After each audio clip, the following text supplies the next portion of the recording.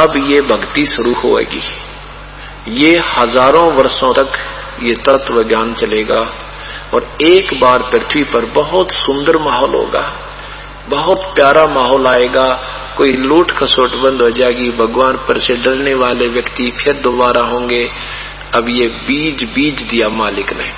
अगर ये भक्ति अब शुरू नहीं होती, आपको 50 साल में आदमी को सरेआम आदमी मारते दिखाई दे, लूट के कोई न्याय और लॉ एंड ऑर्डर नहीं रहना था। अब हमें डर लगेगा भगवान को से, और हम परमात्मा से चाहेंगे दुख, अपना सुख और दुख निवारण। अब हम चाहते हैं भाई का एक फुट जमीन दाब लूं, सेठ हो जाऊंगा, दूध में पानी मिला दूं, सेठ हो जाऊंगा, 7 जन्म भी नहीं हो सके। दहेज ले लूं दूसरे के धन से, सेठ हो जाऊंगा, 7 जन्म नहीं हो सकते। अब भूल है आपके रहे हो और वो पाप भोगने पड़ेंगे। वो आत्माओं जो भगवान से डरने वाले इंसान होते हैं, वो न तो अत्याचार देख सकते और न सहन कर सकते हैं। अब उसने देखा कि यहां तेरी बात नहीं चली, कहनी थी वह कह दी। पंचायत में जो पुण्यात्मा भगवान से डरने वाले हो, उन पंचायतियों ने स्पष्ट बात कह देनी चाहिए, इसको मानना चाहिए मत मानना, नहीं तो वो दोषी हो जाते हैं। तो विदुर ने अपने जो कहना था वो कह दिया कि ये गलत कर रही हो, तुमने ऐसा नहीं करना चाहिए। तो उसमें विदुर को उन्होंने थप्पड़ मार दिया, लज्जित किया। विदुर उठकर चला गया। उसकी महिमा, उसका नित्य आरती और वाणी पाठ भजन, इसका सदुपयोग है। और नहीं तो कहते इस चाम की कोई आवश्यकता नहीं तो ये ऐसा गंदी चाम है, मनमाने ना जाने किसी व्यक्ति को ऐसा गंदा शब्द बोल दे वो रो रो कर मर जा। ये ऐसा गंदा चाम है, ना जाने किसकी चुगली खाकर उसको फांसी तुड़वा दे। ये ऐसा गंदा चाम है, राम नाम बिना अगर इसकी भक्ति इससे नहीं करते तो किसी की गलत गवाही देकर उसको फांसी तुड़वा दे, ना जाने किस किस के रोज में लठ बजवा दे 1 मिनट में। तो इससे अगर सदुपयोग है तो परमात्मा कहते हैं जीव जाता हुआ भली जो रटे हरि नाम, और नहीं तो काट फेंक दियो यो मुख में बुलानी चाम। काट फेंकना मीन ने कोई काट डाला नहीं, बुराई त्याग दे, किसी का मन शब्द अपशब्द नहीं कहे, किसी के बारे में झूठ नहीं बोला है, किसी को दुखदायी झूठ नहीं बोला है, किसी की गलत गवाही नहीं दे, चाहे कितना ही कुछ भी हो जा। ये विचार कर लेना, नहीं तो ऐसी बयान माटी होगी इन गलत गवाही देने वालों की और गलत काम करने वालों की। आप देखते हो कुत्ते का जीवन, ऊपर तो दोनों पिछली टांग टूट जा और सिर में जख्म और पड़ा पड़ा रो रहा है। हमने दया आती है भगवान इसने के जुल्म कर दिया ऐसा, और जब ये करता था जब क्यों किया, करके क्यों पछतावे, और बोया पेड़ बबूल का फिर आम कहां से खावे।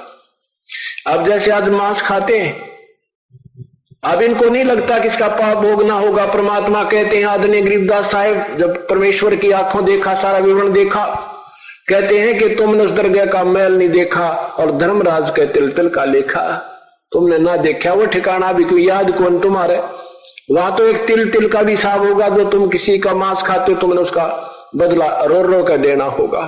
आप किसी की आत्मा कष्ट पहुंचाते हो अपने स्वार्थवश, उसका कुछ तो तुमने यही भोगना पड़ेगा और बाकी फिर नरक में बिरान माटी होगी। एक समय की बात है, एक भक्त और एक गुरु और शिष्य जा रहे थे। एक मछियारा मच्छी पकड़ रहा था, ऐसे जाल भरे और बाहर पिटक दे और वो तड़फ तड़फ गए और मर जा। दूसरिया की आस लगा कर जाल डाल कर बैठ जा। गुरु शिष्य वहां पर उस तालाब के किनारे कुएं पर पानी पी रहे थे। शिष्य ने पूछा, गुरुदेव ये पापी आत्मा को क्या कष्ट मिलेगा, इसको कितना भयंकर दंड मिलेगा, ये इतना पाप कर रहा है। गुरुदेव ने कहा, बेटा समय आने पर जवाब दूंगा। चले गए। 5-6 वर्ष देखो पुण्यात्माओं, ना जाने आपके कौन से पुण्य उदय हुए हैं, ये सत्कर मान लेना।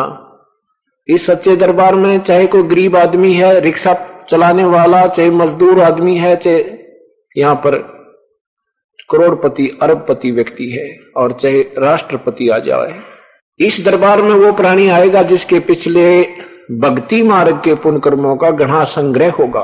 भक्ति का दो प्रकार से शुभ कर्म होते हैं। एक तो पुण्य कर्म होते हैं, दान साधना दान आदि के। एक होते हैं नाम कमाई के। यहां पर जो पुण्यात्मा आए हैं, चाहे वो गरीब है चाहे अमीर है, वो उनके जो नाम साधना जो कमाई का धन है पिछला, वो एक जैसा है, सेम नंबर है उसमें, उसके बराबर नंबर है। और बाकी रहे जो धन पोस्ट, ये उनके पुण्य उनसे।